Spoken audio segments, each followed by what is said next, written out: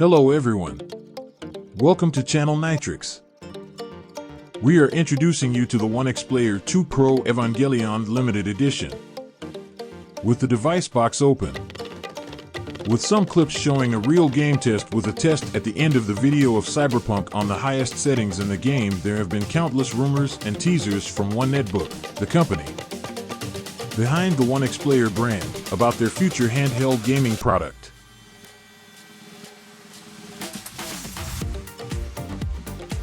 Starting with the screen, which is 8.4 inch in size and has a resolution of 1100x560 in 1600. This is twice the resolution of Steam Deck and even higher than the upcoming Asus ROG Ally 1080p. Furthermore, this product will feature detachable controllers, just like the Nintendo Switch.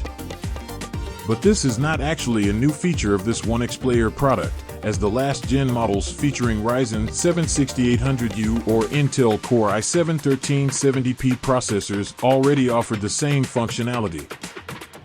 Gamers can turn their product into a full-fledged laptop by removing controllers and replacing them with a keyboard. The company confirms that their console will offer up to 64GB of LPDDR5X memory and up to 4TB